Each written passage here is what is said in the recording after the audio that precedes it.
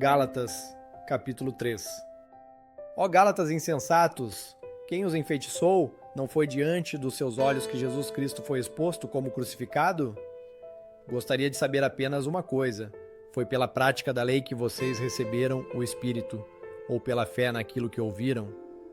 Será que vocês são tão insensatos que, tendo começado pelo Espírito, querem agora se aperfeiçoar pelo esforço próprio? Será que foi inútil sofrerem tantas coisas? Se é que foi inútil. Aquele que lhes dá o seu Espírito e opera milagres entre vocês, realiza essas coisas pela prática da lei ou pela fé com a qual receberam a palavra. Considerem o exemplo de Abraão.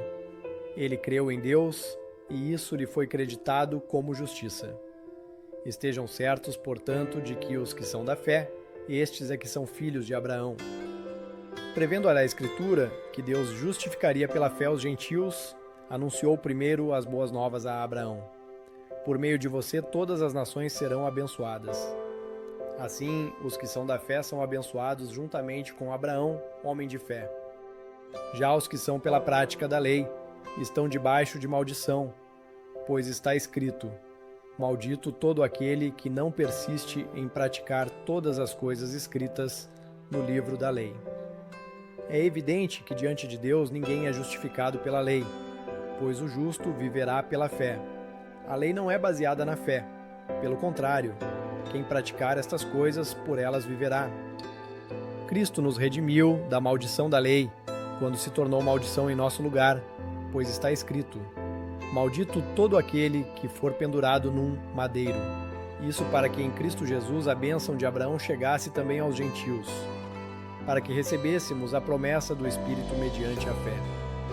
Irmãos, humanamente falando, ninguém pode anular um testamento depois de ratificado, nem acrescentar-lhe algo. Assim também as promessas foram feitas a Abraão e ao seu descendente. A Escritura não diz, e aos seus descendentes, como se falando de muitos, mas ao seu descendente, dando a entender que se trata de um só, isto é, Cristo. Quero dizer isto: a lei, que veio 430 anos depois, não anula a aliança previamente estabelecida por Deus, de modo que venha a invalidar a promessa. Pois, se a herança depende da lei, já não depende de promessa. Deus, porém, concedeu-a gratuitamente a Abraão mediante promessa. Qual era então o propósito da lei?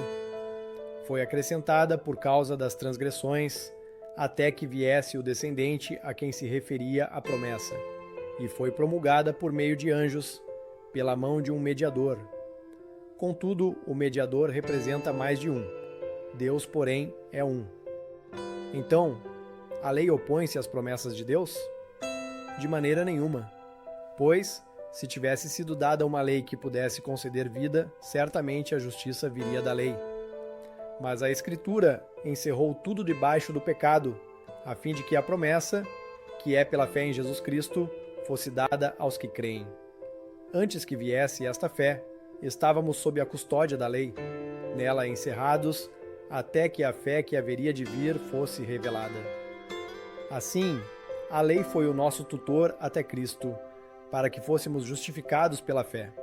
Agora, porém, tendo chegado à fé, já não estamos mais sob o controle do tutor. Todos vocês são filhos de Deus mediante a fé em Cristo Jesus. Pois os que em Cristo foram batizados, de Cristo se revestiram. Não há judeu nem grego, escravo nem livre, homem nem mulher, pois todos são um em Cristo Jesus. E se vocês são de Cristo, são descendência de Abraão e herdeiros segundo a promessa.